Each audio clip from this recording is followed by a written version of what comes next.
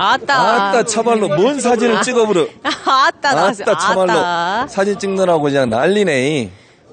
예, 자 저희가 같이 사진 찍는 예. 것처럼 접근해 보겠습니다. 자, 양분 어머님 안녕하세요. 안녕하십니까. 오마이 TV에서 최진봉 교수입니다. 안녕하세요. 반갑습니다, 최지은입니다. 어머니. 네, 안녕하세요. 저희 인터뷰를 잠깐 축하드립니다. 이쪽 어느 쪽으로? 앞으로 오세요. 이렇게 보고. 저쪽으로. 네. 그렇군요. 환해서. 자, 의원님 당선 축하드립니다. 축하드리고요. 예. 당선 소감 한 말씀 부탁드립니다. 예, 먼저 저를 선택해 주신 당원 여러분들께 감사의 말씀을 드립니다. 당원들이 뭘 바라는지 제가 잘 살펴서 꼭 바람이 이루어지도록 노력하겠습니다. 자, 광주시당위원장으로서 이재명 대표 정부를 만들어내는데 어떤 역할을 해야 한다고 생각하세요?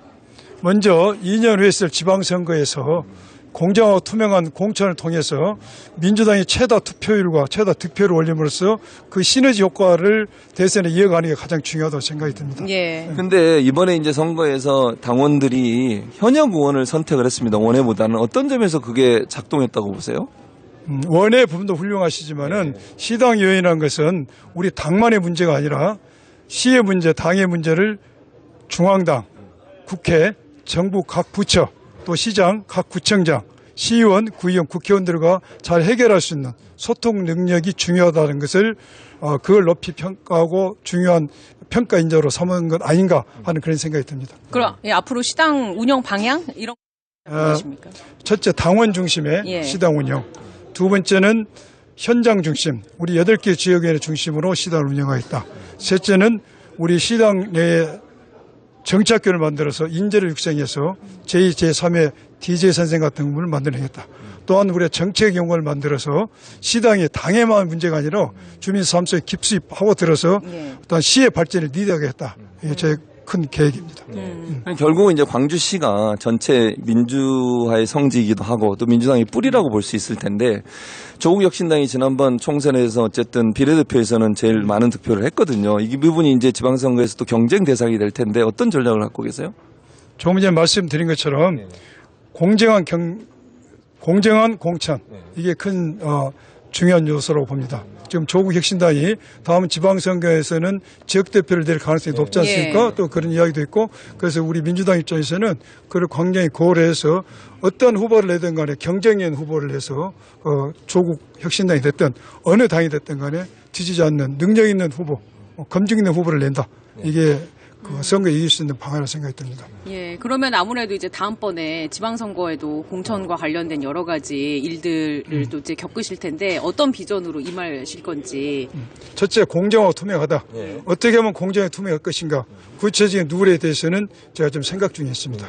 그러면 윤석열 정부 지금 이제 국회의원 활동도 하시니까 필리버스터하고 25만 원 지원금에 대해서도 지금 거부권 행사하고 방통위원장 이신숙 임명하고 이런 모습을 보시면서 이 윤석열 정부가 좀 빨리 끝내야 된다 이런 여론들이 많습니다.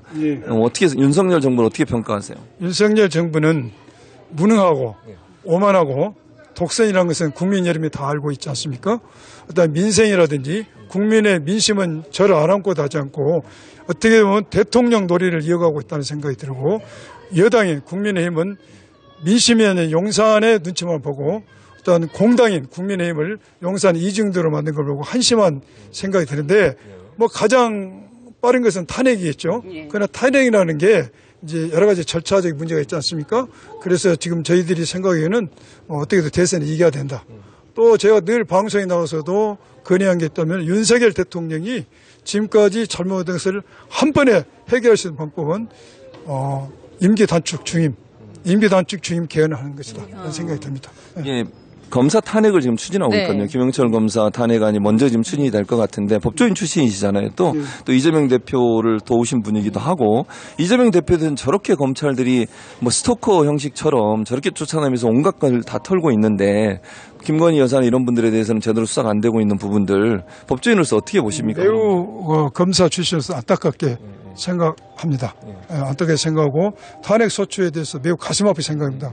그러나 우리 검찰이 그동안 검찰 내부 문제에 대해서 제대로 된 감찰도 하지 않았다는 것.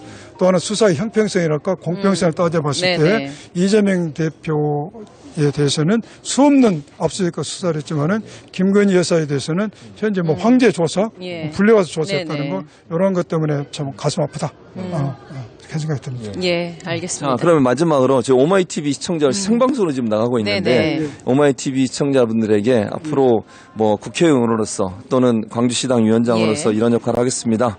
그 말씀 한마디 앞으로의 듣고 가- 마치겠습니다. 예. 저는 국회의원으로서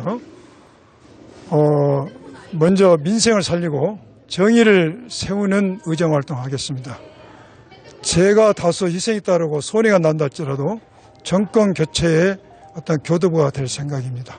먼저 디테일하게 말씀드리면은 제가 우리 주민과 약속한 공약을 이행할 겁니다. 예. 그리고 유능한 정치인이 되는 건 더욱 좋겠지만은 성실하고 거짓말하지 않는 의원이라는 평가받고 성실했던 의원으로 평가받고 싶습니다. 예, 알겠습니다. 네, 감사합니다. 다시 한번 축하드립니다, 어머님. 축하드리고 앞으로 활동을 예, 기대하도록 하겠습니다. 기대하도록 예, 하겠습니다. 감사합니다. 예, 감사합니다. 네. 네.